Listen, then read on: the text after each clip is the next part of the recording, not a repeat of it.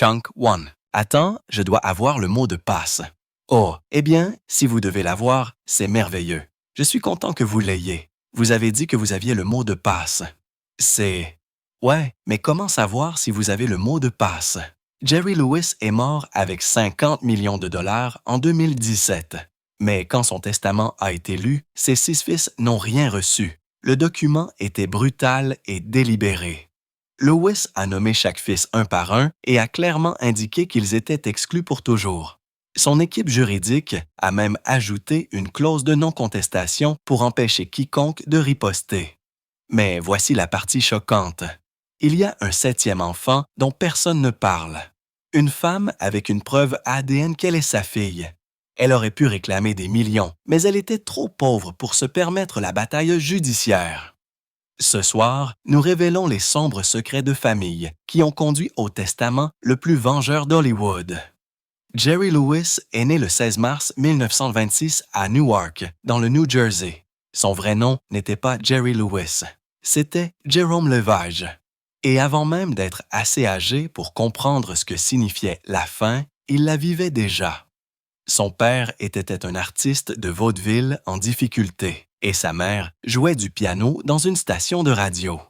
Tous deux étaient issus de familles d'immigrants russes qui avaient fui l'Empire en ruine à la recherche de quelque chose de mieux. Ce qu'ils ont trouvé à la place, c'est la Grande Dépression. Pour la plupart des Américains, ces années ont été remplies de files d'attente pour la nourriture, de loyers impayés et de prières sans réponse. Pour Jerry, cela signifiait des déménagements constants, des revenus instables et 2 parents s'accrochant à la seule chose qu'ils connaissaient, le divertissement. Parfois, Jerry dormait en coulisses, parfois, il ne dormait pas du tout. À 6 ans, Jerry a eu son premier avant-goût de la scène. Il est monté sur scène pour chanter « Brother, can you spare a dime ?» l'hymne officieux de tous les hommes brisés, pendantes. Lança les pressions, mais avant qu'il ne puisse terminer, il a accidentellement marché sur une lumière de scène. Chunk 2. Elle a explosé sous lui. La détonation a ébranlé la pièce. Jerry s'est figé, le cœur battant. Bien sûr, il avait tout gâché, mais le public a rugi de rire. Et ce rire inattendu, accidentel, brut, l'a changé. Il n'a pas pleuré, il a souri, parce qu'à ce moment-là, il a découvert quelque chose que la plupart des adultes ne font jamais. Même la douleur pouvait être drôle si on lui donnait le bon timing. Même la peur pouvait valoir des applaudissements. À 8 ans, il était de retour sur scène. À 16 ans, il a quitté l'école. Non pas par choix, mais par force. Il avait déjà été expulsé d'une école pour avoir fait une scène lors d'un rassemblement.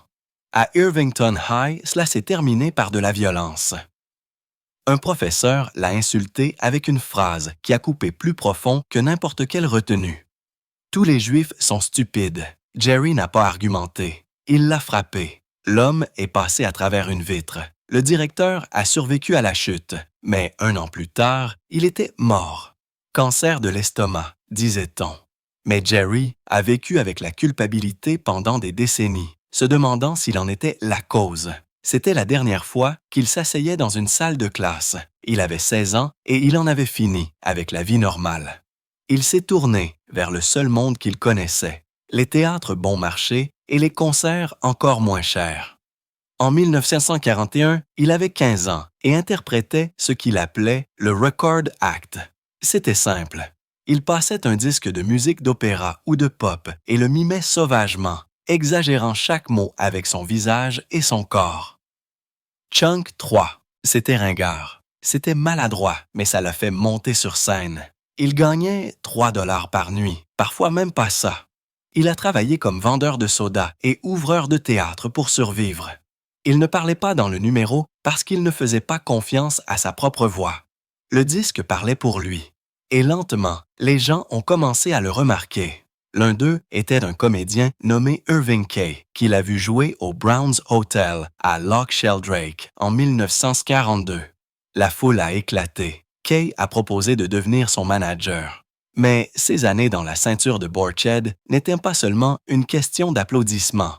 Elles étaient une question de survie. Jerry jouait la nuit, puis frottait les serviettes le jour. Il servait le thé, nettoyait les chambres et dormait dans des quartiers froids sans chauffage. Personne ne le payait pour jouer. Pas au début. Il suivait simplement ses parents et espérait des restes. Le circuit comptait plus de 1000 lieues. La plupart ne voulaient pas d'un adolescent qui mimait des disques, mais Jerry n'a pas abandonné. Puis vint Patty Palmer. En août 1944, Jerry avait 18 ans et jouait à Détroit quand il l'a rencontrée. Elle était chanteuse et travaillait avec l'orchestre de Ted Fiorito. Ils ont tous deux, de suite sympathisé. Trop vite. En octobre, elle était enceinte. Pour éviter le scandale, ils ont dit à tout le monde qu'ils s'étaient secrètement enfuis dans le Connecticut le 3 octobre. Mais c'était un mensonge. La vérité a éclaté plus tard. Leur vrai mariage a eu lieu des mois plus tard, le 30 avril 1945, à l'hôtel Belmont Plaza, à New York. Jerry était encore mineur. Chunk 4. Il avait besoin de la permission écrite de ses parents pour l'épouser. Leur fils, Gary, est né en juillet de cette année. Jerry avait 19 ans et était déjà père, mari et artiste, gagnant à peine sa vie. Le 25 juillet 1946, à l'intérieur des murs enfumés du 500 Club d'Atlantic City, deux artistes nerveux étaient sur le point de tout perdre. Dean Martin et Jerry Lewis étaient en train de se planter. Leur numéro était scénarisé, rigide et échouait rapidement. Le propriétaire du club, Skinny D'Amato, leur a donné un dernier avertissement. Soit ils redressaient le spectacle ce soir-là, soit ils étaient renvoyés. Ce qui s'est passé ensuite allait tout changer. Lewis a déchiré le scénario, s'est habillé en garçon de café et a commencé à briser des assiettes pendant que Martin continuait à chanter avec un calme froid. La foule a adoré. C'était sexy et chaotique à la fois. La nouvelle s'est répandue rapidement. En quelques semaines, des noms puissants comme Walter Winchell et Ed Sullivan étaient assis dans le public, stupéfaits. Ils n'arrêtaient pas de parler de ce clown sauvage et du bel homme. De presque annulés à l'acte le plus en vogue en Amérique, Martin et Lewis sont passés des concerts de clubs locaux à la tête d'affiche du célèbre Copacabana à New York. Ce moment de désespoir au 500 Club est devenu le miracle qui a fait d'eux des légendes. En 1949, NBC a pris un risque énorme. Ils ont offert au duo un contrat radio de 400 000 $ et 5 mois complets de préparation, mais il était clair que personne ne savait vraiment à quoi s'attendre. L'émission était censée être lancée le 16 janvier, mais la nervosité l'a repoussée au 3 avril. Même alors, il n'y avait pas de sponsor. Ce qu'ils ont livré ne ressemblait à rien de ce que la radio avait entendu. Ils ont brisé le personnage constamment. Lewis interrompait les chansons de Martin, entrait dans la folie et les deux tombaient dans une improvisation chaotique. À un moment donné, Lewis a même dirigé l'orchestre avec sa chaussure et a mis le feu à la partition. NBC ne savait pas quoi faire. Leur contrat de 150 000 $ par an semblait soudainement être un pari dangereux. Pire, beaucoup pensaient que leur comédie ne fonctionnait même pas à la radio. Ils étaient tellement visuels que les blagues n'arrivaient pas toujours à faire mouche par le seul son. Mais quelque chose d'étrange s'est produit. Chunk 5. Leur première apparition au cinéma dans My Friend Irma est sortie la même année et a fait tomber le public amoureux d'eux.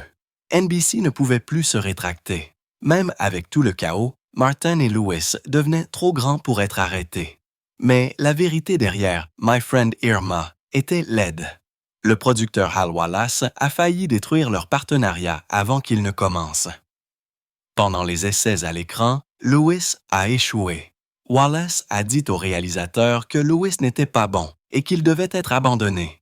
Ce n'est qu'après avoir réécrit son rôle, du brillant escroc à l'assistant idiot Seymour, que Lewis a été autorisé à rester. Et même là, il a résisté. Il détestait être rétrogradé. Il craignait que Martin ne réussisse seul. Wallace n'a pas aidé.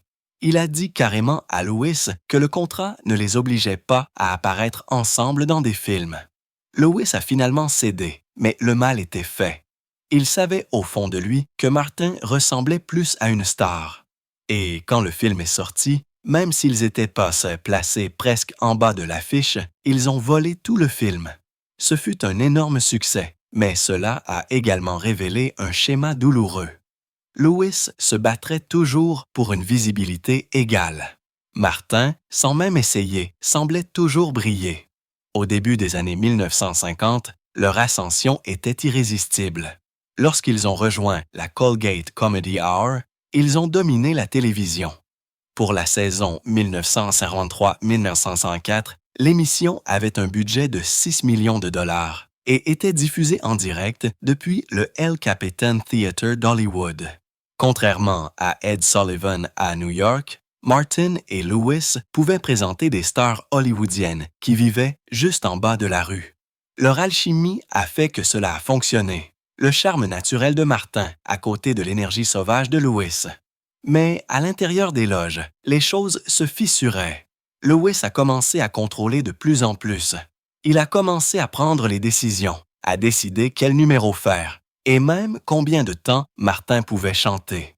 Martin a commencé à se sentir comme un acolyte dans un spectacle qui était autrefois un partenariat. Chunk 6.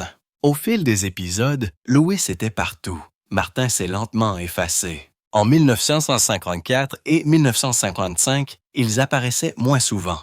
Les cotes d'écoute ont chuté. L'émission semblait répétitive. Le monde voyait encore un duo souriant. Mais, hors caméra, ils se parlaient à peine. Leur succès à la télévision n'avait fait qu'approfondir le fossé. En 1956, c'était fini. La goutte de Désir a été versée lors du tournage de Hollywood or Bust.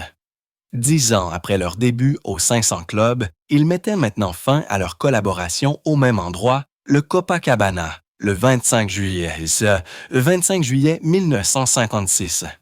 Mais la magie avait disparu. Ils n'étaient sur scène ensemble que par devoir. En coulisses, ils s'étaient disputés sur tout.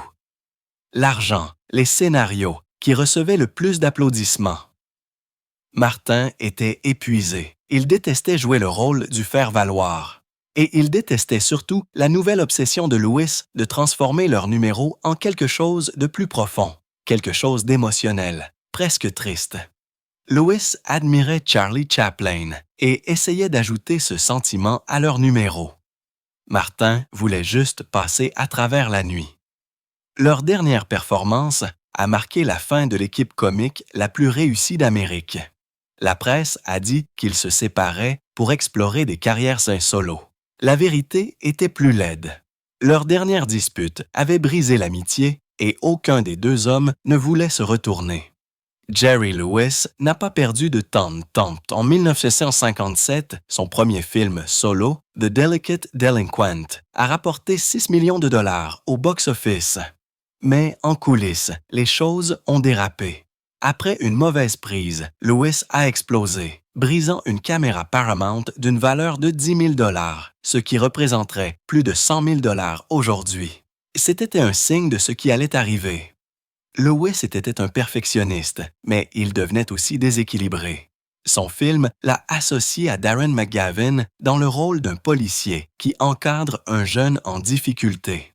Et tandis que le public a adoré le mélange de comédie et de drame, l'équipe de Paramount a vu les signes avant-coureurs. Lewis voulait le contrôle et il ne faisait que commencer. Chunk 7.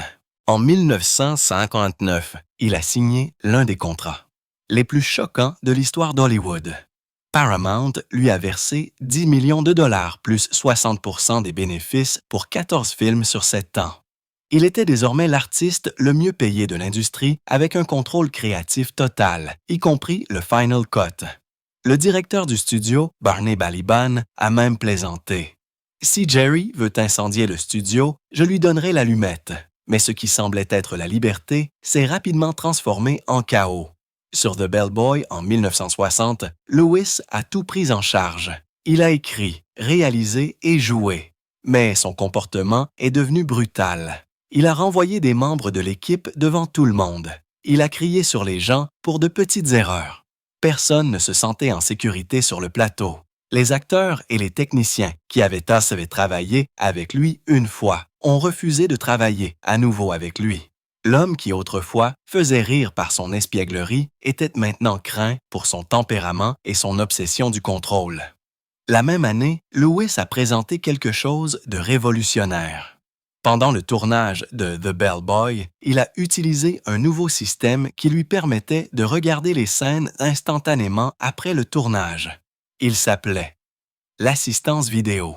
Bien qu'il n'ait pas inventé la technologie, les archives montrent que des brevets existaient des années auparavant. Lewis s'en est attribué le mérite et est devenu le visage de l'outil. Au début, c'était utile. Les réalisateurs pouvaient désormais voir exactement ce qui avait été tourné. Mais Lewis l'a utilisé pour espionner. Il observait ses acteurs de manière obsessionnelle entre les prises. Des gens comme Janet Leigh ont dit plus tard qu'il se sentait mal à l'aise, voire violé. Lewis ne se contentait pas de revoir les performances. Il jugeait, observait toujours, critiquait toujours. Pour certains, c'était comme être piégé sous un microscope tenu par quelqu'un de plus en plus paranoïaque. En 1961, il a tenté quelque chose d'encore plus surprenant, la musique. Son album « Jerry Lewis Just Sings » a atteint la 3e place du palmarès Billboard. Mais la façon dont il a été enregistré était pure folie. Lewis s'est présenté ivre. Il a juré pendant les prises. Chunk Witt, il a divagué. Il s'est écarté du script. Les ingénieurs ont dû passer des heures à supprimer les blasphèmes et à récupérer ce qu'ils pouvaient. Les musiciens ont dit que le studio ressemblait à une zone de guerre. Lewis criait, jetait de l'équipement et exigeait des reprises sans fin. Pourtant, malgré le chaos, le produit final a fonctionné. L'album a été un succès, mais personne qui a travaillé dessus n'a jamais oublié ce qu'il a fallu pour y arriver.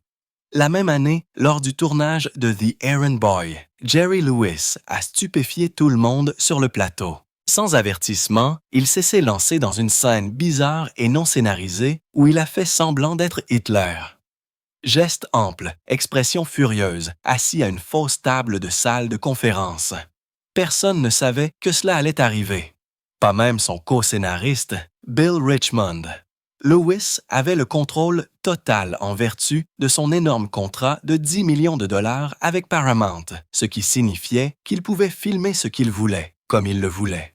Mais une fois que les dirigeants du studio ont vu les images, la panique s'en est suivie. Les spectateurs test étaient horrifiés. La scène n'était pas drôle, elle était dérangeante. Elle contrastait violemment avec l'image familiale de Lewis. Paramount a retiré la prise et l'a effacée du montage final. Même l'énorme pouvoir de Jerry avait des limites lorsqu'il touchait des nerfs aussi sensibles. Puis vint The Nutty Professor en 1963, son film le plus célèbre. Mais ce que les fans n'ont pas vu, c'est la souffrance physique derrière le rôle. Pour devenir l'étrange professeur Kelp et son alter ego suave, Body Love, Lewis a enduré de longues heures sur la chaise de maquillage. Chaque jour, il s'asseyait pendant 4 heures pendant que des couches de colle et de prothèses étaient appliquées. Il a développé des réactions allergiques si graves que sa peau s'est couverte d'éruptions cutanées et de bosses douloureuses. Les médecins l'ont supplié d'arrêter, mais il a continué. Son visage a gonflé, son corps était douloureux. Pourtant, il a refusé de laisser quiconque d'autre jouer le rôle. Chunk, 9. Il recherchait la perfection quel qu'en soit le prix. À la fin du tournage, il était physiquement épuisé. Mais le film est devenu un classique et la douleur, du moins dans son esprit, en valait la peine. Puis, en 1964, sur le plateau de The Psy, l'histoire s'est répétée, mais cette fois émotionnellement. Sans en informer Lewis, le studio a organisé une apparition surprise de Dean Martin, l'homme qui avait été son autre moitié jusqu'à leur amère séparation en 1956. Cela faisait 8 ans qu'ils ne s'étaient pas parlé. Dean est entré sur le plateau et Jerry s'est figé. Il n'a pas répété avec lui. Il lui a à peine parlé. Les caméras ont tourné quand même. On pouvait sentir la gêne dans l'air. L'alchimie qui avait fait d'eux des légendes avait disparu. Le silence en disait long. Dean avait l'air tendu. Jerry a essayé de cacher son malaise derrière la comédie. Cela n'a pas fonctionné. Les images étaient rigides et étranges. Ce n'est qu'en 1976, lors d'un téléthon en direct, que leurs retrouvailles se sont finalement senties à nouveau réelles. En 1963, Jerry a tenté quelque chose d'encore plus grand, une émission de variété en direct de 2 heures sur ABC. La chaîne lui a offert un contrat sans précédent de 8 millions de dollars, le plus élevé jamais accordé à la télévision, et a dépensé 4,5 millions de dollars pour rénover le El Capitan Theater juste pour lui. Mais dès le début, c'était le chaos. L'énergie de Jerry, parfaite pour les films, n'a pas fonctionné à la télévision en direct. Puis, en novembre, il a craqué. Il s'est complètement écarté du scénario, se lançant dans une diatribe furieuse de 13 minutes lors d'une diffusion en direct. Il s'en est pris aux dirigeants d'ABC et il s'est exprimé sur l'étouffement de la créativité. Le public n'a pas ri. Ils ont juste regardé, stupéfaits. La chaîne s'est démène dans la salle de contrôle. Entre la crise et la confusion qui a suivi l'assassinat de JFK, l'émission était vouée à l'échec. Chunk, 10. Après seulement 13 épisodes, elle a disparu. Le rêve s'est effondré. En 1966, Jerry a trouvé une nouvelle scène, le Téléthon de l'Association contre la dystrophie musculaire. Le tout premier a permis de récolter plus d'1 million de dollars. C'était brut, émotionnel, réel. Mais en coulisses, il y avait des problèmes. Environ 200 000 dollars de ce premier événement n'ont pas pu être justifiés. Les chuchotements ont commencé. Jerry avait-il mal géré les dons? Y avait-il eu un détournement de fonds? Les autorités ont lancé une enquête complète. Le nom de Jerry était en jeu. Après des mois de tension, il a été blanchi. Il s'agissait d'une mauvaise tenue de livre et non d'un vol. Malgré tout, cela a laissé une cicatrice. À partir de ce moment-là, l'AMD a mis en place une surveillance financière plus stricte. Jerry est resté fidèle. Au cours des 44 années suivantes, il a aidé à collecter plus de 2,6 milliards de dollars. Mais l'ombre de ce premier scandale ne l'a jamais tout à fait quitté. Quelque chose de plus sombre est entré dans le travail de Jerry en 1967.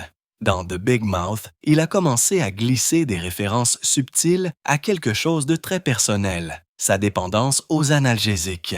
Cela avait commencé après une terrible chute où il s'était fracturé le dos lors d'un accident de scène. Le Percodan est devenu son compagnon quotidien. Sa douleur était constante et les pilules contrôlaient sa vie. Dans The Big Mouth, les blagues sur les médicaments n'ont pas eu l'effet habituel. Elles avaient un côté tranchant. Elles portaient un soupçon de vérité enfoui sous une énergie nerveuse. Les initiés l'ont vu immédiatement. Jerry utilisait la comédie pour gérer sa souffrance privée. Cela a marqué un tournant où le rire a commencé à provenir de la douleur. Clunk, 11. Mais rien dans sa carrière n'a été plus controversé que ce qui s'est passé en 1972. Cette année-là, Jerry a filmé The Day the Clown Cried, une histoire sur l'Holocauste à propos d'un clown qui conduisait des enfants dans des chambres à gaz. Il n'a pas seulement joué dedans, il l'a réécrit, l'a réalisé et s'y est investi. Mais la réaction a été horrible. Les critiques ont été répugnées. Les problèmes de Wright ont tué la sortie. Jerry a dit plus tard que jouer ce rôle l'avait rendu physiquement malade. « Le lire vous dégoûte », a-t-il dit. Mais le jouer est un double dégoût. Le film n'est jamais sorti. Il a fait don d'une copie à la Bibliothèque du Congrès, mais a clairement indiqué qu'il ne serait jamais projeté. Il a dit qu'il devrait soit être meilleur que Citizen Kane, soit la pire pièce jamais chargée sur un projecteur. Pas de juste milieu. En 1976, tout est revenu à son point de départ lors du Labor Day Telethon. Cette nuit-là, Frank Sinatra a organisé une réunion surprise. Dean Martin, caché en coulisses, et ça est sorti en direct à l'antenne. Jerry a eu l'air stupéfait, puis a souri. « Alors, tu travailles ?» a-t-il demandé. Des millions de personnes ont regardé. Le pays a pleuré. Selon Lewis, ils se sont parlé tous les jours après cela, mais ils n'ont plus jamais joué ensemble. C'était un moment de guérison dans un océan de douleurs non résolues. Le prochain grand coup de Jerry est arrivé en 1980.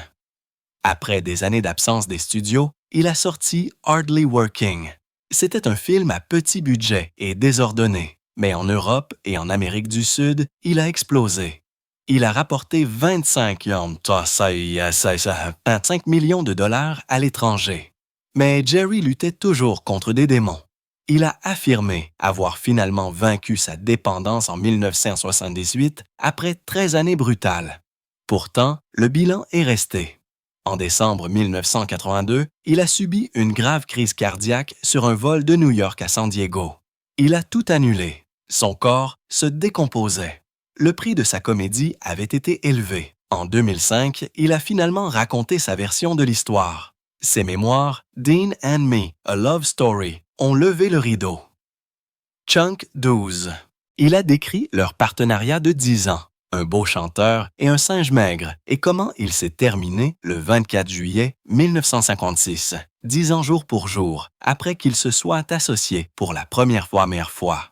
Ils ne se sont plus reparlés pendant 20 ans. Lorsqu'ils se sont finalement rencontrés à nouveau dans les années 90 par hasard, Jerry a dit que Martin n'était plus qu'une coquille de lui-même. Dans ce livre, il a qualifié Dean de l'un des plus grands talents comiques sous-estimés de tous les temps et a avoué à quel point il l'aimait encore. Leur séparation n'avait pas seulement mis fin à une carrière, elle avait laissé une blessure sur l'Amérique elle-même. En 2009, les Oscars ont finalement appelé. Ils ont remis à Jerry le prix humanitaire Jean Herschel pour ses décennies de travail caritatif. Eddie Murphy l'a remis. Jerry l'a accepté avec un sourire doux amer. « Cela touche mon cœur », a-t-il dit. Mais plus tard, il a admis qu'il se sentait négligé. Ils honoraient son travail caritatif, pas ses films. « Ils ne pensaient pas assez à mon travail », a-t-il dit. Parce que c'est du slapstick, parce que c'est bas de gamme. Il n'avait jamais remporté d'Oscar pour la réalisation ou le jeu d'acteur. Ce soir-là, il a accepté l'honneur, mais une partie de lui se sentait encore invisible. En 2016, après 18 ans d'absence du jeu d'acteur, Jerry est revenu une dernière fois. Max Rose ne ressemblait en rien à son ancien travail. Il jouait un vieux pianiste de jazz, hanté par l'idée que sa femme l'ait peut-être trahi. Le rôle était douloureux, personnel. Il faisait écho à des parties de la vie réelle de Jerry. Il avait 90 ans. Le film avait été présenté en avant-première en 2013 à Cannes, mais a finalement été lancé aux États-Unis le jour de son anniversaire. C'était son au revoir. Ce film, comme toute sa vie, parlait de douleur, de pardon et de famille. Et d'une certaine manière, il disait tout ce qu'il avait jamais essayé de dire sans avoir besoin d'une seule chute. Lorsque Jerry Lewis a épousé Patty Palmer en 1944, cela ressemblait au début d'une croissance d'une histoire d'amour hollywoodienne classique. Ils ont eu 5 fils ensemble dans les années 1950 et en ont même adopté un en 1949, construisant ce qui semblait être une famille parfaite. Mais en coulisses, Jerry avait des aventures sur aventures. Patty l'a enduré pendant des décennies, restant avec lui pendant près de 40 ans. Mais en 1980, elle en avait eu assez. Elle a demandé le divorce, l'accusant de gaspiller de l'argent et d'ignorer chaque partie de leur mariage. Ils ont finalisé le divorce en 1983, Chunk 13, et la même année, Jerry s'est remarié. Son nom était Sandy Dee Pitnick, une ancienne hôtesse de l'air et danseuse qu'il avait engagée dans son film Hardly Working. Ils ont adopté une petite fille au début des années 1990, mais Jerry n'a jamais fait la paix avec sa première famille. Même lorsque sa santé s'est effondrée, il n'a montré aucun regret. À l'âge de 39 ans, le dos de Jerry a été brisé après une chute d'un piano à l'Hôtel Sands à Las Vegas. Il souffrait constamment et s'est tourné vers une drogue puissante appelée Percodan. Pendant les 13 années suivantes, de 1965 à 1968, il a été accro, avalant jusqu'à 13 pilules par jour. Il a fallu une crise de santé terrifiante pour briser la dépendance. En octobre 1978, il a commencé à saigner du nez, de la bouche et des oreilles. La cause était de graves ulcères d'estomac dus à des années de consommation de drogue. Le docteur Michael DiBacchei l'a hospitalisé et l'a forcé à arrêter. Quand Jerry est rentré chez lui, il a jeté 2000 comprimés de Percoan dans les toilettes et a renoncé aux analgésiques pour toujours. Mais son mal de dos ne l'a jamais quitté. Ses finances n'étaient pas beaucoup meilleures. Dans les années 1970 et 1980, Jerry a investi de l'argent dans des entreprises vouées à l'échec, y compris une chaîne de salles de cinéma qui n'a même jamais ouvert ses portes. Avec les échecs cinématographiques qui s'accumulaient, il s'est retrouvé en grande difficulté. Il a admis qu'à cette époque, il avait envisagé de mettre fin à ses jours.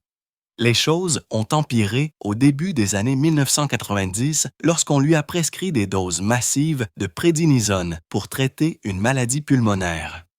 Les effets secondaires du médicament ont déclenché des vagues de dépression profonde, mais ensuite, en 1993, il a réussi à vendre les droits.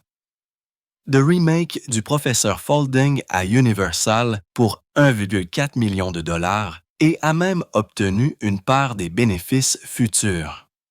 Cet accord l'a ramené du bord du précipice, mais ce n'est pas seulement son corps ou son compte bancaire que Jerry a détruit. Son propre fils, Anthony, né en 1959, a décrit une maison remplie de peur. Chaque fois que la voiture de Jerry entrait dans leur allée de beurre, leur mère annonçait son arrivée par l'interphone. Les enfants se sont dispersés. Anthony a dit que les coups étaient donnés avec une ceinture, mais que les blessures émotionnelles étaient pas les bien piennes sézibicres. Il ne savait jamais quel genre d'homme franchirait la porte. Un roi d'Hollywood ou un tyran imprévisible. Chunk, 14. Même si Jerry était la plus grande star du box-office au monde, sa maison ressemblait plus à une zone de guerre qu'à un palais. Le chapitre le plus sombre est survenu en 2009 lorsque le plus jeune fils de Jerry, Joseph, né en 1964, est mort seul dans l'Utah à seulement 45 ans. La cause était une surdose de morphine. Il était sans abri, se déplaçant entre les refuges et mangeant dans les soupes populaires. Jerry l'avait renié en 1989 après que Joseph ait dit au National Enquirer que son père était violent. Jerry ne lui a jamais pardonné. Lorsque Joseph est mort, Jerry n'a même pas payé les funérailles. Des années plus tard, Jerry a admis qu'il se sentait coupable, mais a gardé ses distances. Selon l'ex-femme de Joseph, Jerry a dit à ses autres fils de se taire sur la mort. La même année, Anthony a poursuivi Jerry au nom de leur mère. Patty Palmer avait des difficultés financières après leur divorce de 1980, et Anthony a dit qu'il n'avait pas le choix. La poursuite a fait ressortir des documents judiciaires troublants montrant que Jerry avait qualifié ses fils d'erreurs. Cette trahison publique a brisé ce qui restait de leur relation. Jerry a coupé toute communication avec Anthony, qui sera plus tard complètement déshérité de la succession. En 1992, Jerry et Sandy ont adopté une fille nommée Danielle.